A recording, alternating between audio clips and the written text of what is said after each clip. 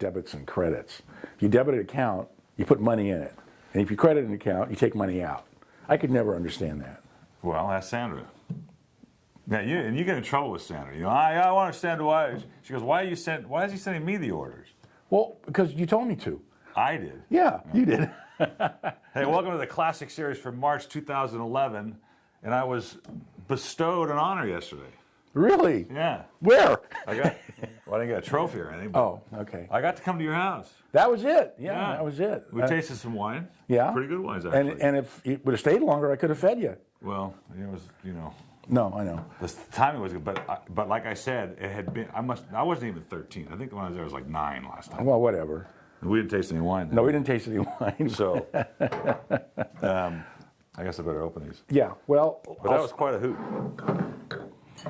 this has got to be the coolest label in town, right? Yeah, and we have- I mean, it looks so industrial, We got some. He brought us some really nice wine. In fact, Making a lot of noise there. This is the first of a couple of their brands that we're doing. So This is the Tassi Cabernet Sauvignon 2009.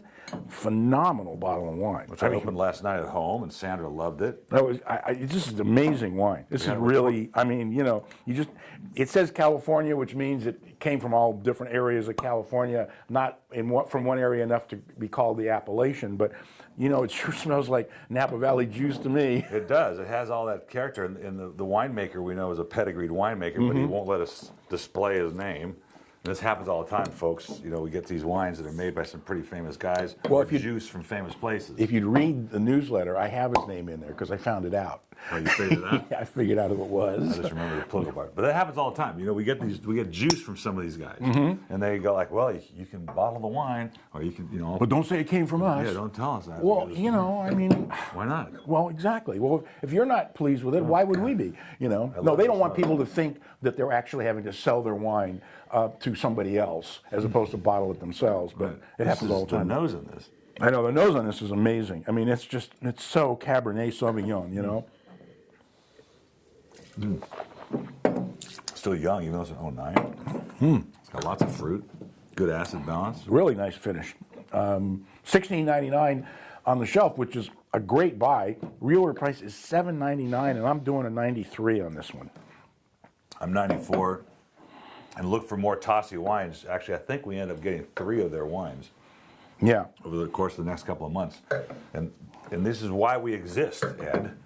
Why do you exist, This is why Paul? we exist, to find these things. And we were just talking about how there's the shortage of bulk juice is going to be Well, it's going to be pretty You know, acute pretty soon. Yeah. a lot of cute hoot. It's a term. Obtuse? It's an upscale term. Okay, so because that's one part of the agricultural product. You grow it, you pick it, you crush it. How much do you have left? That's what happens. But it doesn't affect what all these wonderful wineries that have wines out there that are sitting on that have cases and cases of it that send it to us to try. And that's what happened with this Tassi. It's 2009. There might be a shortage in Napa, but there's not a shortage of case goods that we can find to do. Now, we tasted this yesterday, and this is the Eden's Eve. Smells. It's better today even. And it's just opening up for us. And I love the wine. These two wines. Great nose. The subtlety is just. What a nose on that.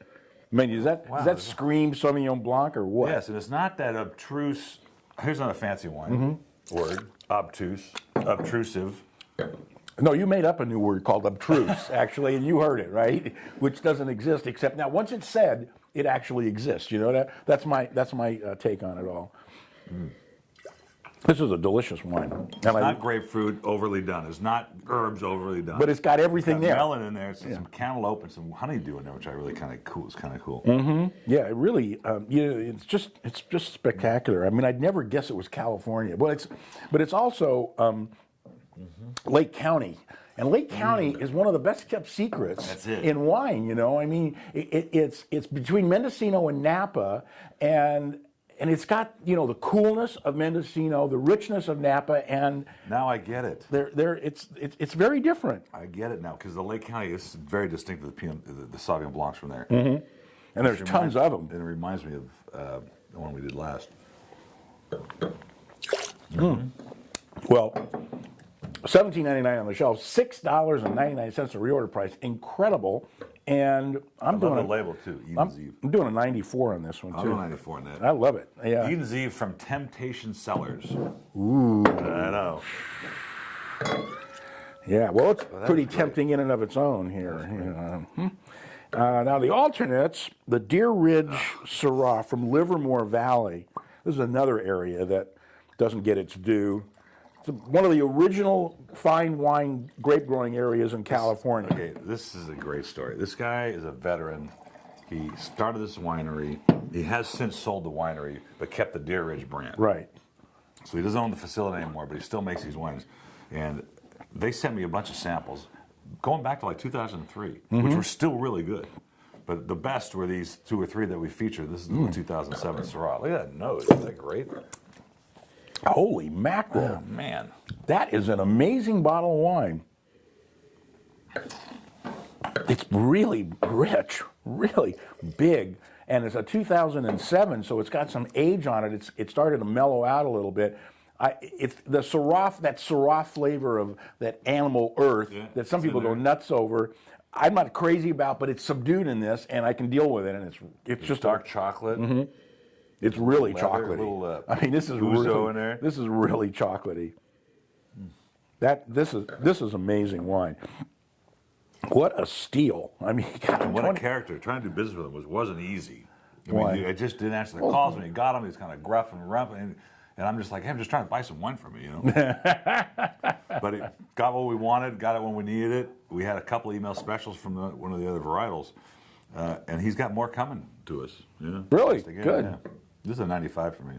I'm going to have to go 95 as well because it's a really phenomenal wine, and at $7.99, that's got to be one of the best values we've done in a long time. I mean, they're all great values, but this one just really hangs in there. With a completely lathered pork ribs with a smoky Pork barbecue ribs, sauce. barbecue sauce, smoky. Oh, you hit all the right notes. Man, perfect. This is kind of cool. This is Beringer. So one of the things I do like to do once in a while is show a brand, you know, out there that everybody kind of sees once in a while, just to show you that we taste everything out there. This is the 08 Beringer's. This product line was in between their grassroots stuff and their premium. This is the product line they put in the middle. I thought it was really classic. Well, the wine's incredible, and this says something about a company like Beringer. They've been around a long time. Jacob Beringer started the winery back in the 1800s, et cetera, et cetera. They got a very rich history, and they make really good wines. And they always have. And here's a perfect example of something that for them is a low-end wine, and they still make it well. They don't cut corners. They don't mess around. They don't use their name like some other big-name wineries whose name we won't mention, and because they've got integrity. And, you got to hand it to them. There's a great balance. I Delicious. love the age on it in 08. And the reason, you don't need me to find your Robert Mondavi Chardonnay or, what's that, Coastal Cellars or whatever.